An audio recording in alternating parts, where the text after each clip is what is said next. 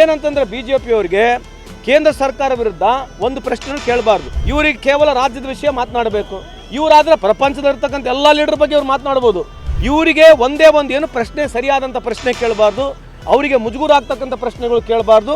ಕೇಳಿಬಿಟ್ರೆ ಸಂತೋಷ್ ಲಾಡ್ ಹಂಗೆ ಮಾತನಾಡ್ತಾನೆ, ಸಂತೋಷ್ ಲಾಡ್ ಹಿಂಗೆ ಮಾತನಾಡ್ತಾನೆ ಅಂತ ಹೇಳ್ತೀವಿ. ನಾವು ನಮ್ಮ ಪ್ರಧಾನಮಂತ್ರಿ ಆಗಿರ್ತಕ್ಕಂಥ ಮೋದಿ ಸಾಹೇಬರು ಅಧಿಕಾರಕ್ಕೆ ಬರೋಕ್ಕಿಂತ ಮುಂಚೆ ಏನು ಮಾತುಗಳನ್ನ ಕೊಟ್ಟಿದ್ರು ಅದನ್ನು ನಾವು ಯಾವಾಗಲೂ ಸವಾಲಾಗಿ ನಾವು ಕೇಳ್ತಾ ಇದ್ದೇವೆ. ಅದು ಬಿಟ್ಟರೆ ನಮಗೆ ಅವ್ರಿಗೆ ಏನು ಪರ್ಸನಲ್ ಅಜೆಂಡಾ ಇದೆ?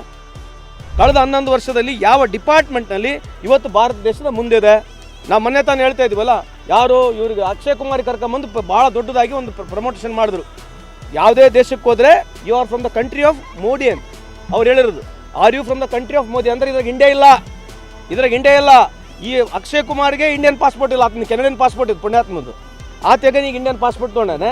ಇಂಥವ್ರ ಹತ್ರ ಪಬ್ಲಿಸಿಟಿ ಮಾಡ್ಕೊಳ್ತಾರೆ. 75-78 ಇರ್ತಕ್ಕಂಥ ರ್ಯಾಂಕಿಂಗು ಇವತ್ತು 140 ರ್ಯಾಂಕಿಂಗ್ ಹೋಗಿದ್ದೀವಿ. ಇದು ಸರಿ ಪ್ರಶ್ನೆ ಎಲ್ಲ ನೀವು ಕೇಳ್ರಿ. When we under leaders of Manmohan Singh we were at the ranking of 78 ಇತ್ತು 2014ನಲ್ಲಿ. ಈಗ ಸಬ್ಸಿಕ್ವೆಂಟ್ಲಿ ವಿ ಆರ್ ಇನ್ 10 ಇಯರ್ಸ್ನಲ್ಲಿ 140ನೇ ಸ್ಥಾನಕ್ಕೆ ಹೋಗಿದ್ದೀವಿ. ಇದಕ್ಕಿನ್ನ ನಾಚಿಕೆಗೇಡಿ ಯಾವುದನ್ನು ಇದೆಯಾ? ಮತ್ತೆ ನೋಡಿದ್ರೆ ಪಬ್ಲಿಸಿಟಿ ಮಾಡ್ಕೊಳ್ಳೋದು 90 ಕಂಟ್ರಿಗಳಿಗೆ ಹೋಗಿ ಬಂದಿದ್ದೀರಿ. ಇವತ್ತು ಶಶಿ ತರೂರ್ ಯಾಕೆ ಬೇಕಾಯ್ತು ನಿಮಗೆ ಹೋಗಿ? What is the reason that you are taking mister Shashi Tharoor today for different part of the world? Why? ಯಾಕೆ BJP ಯಾರು ಸಮರ್ಥರಿಲ್ವಾ?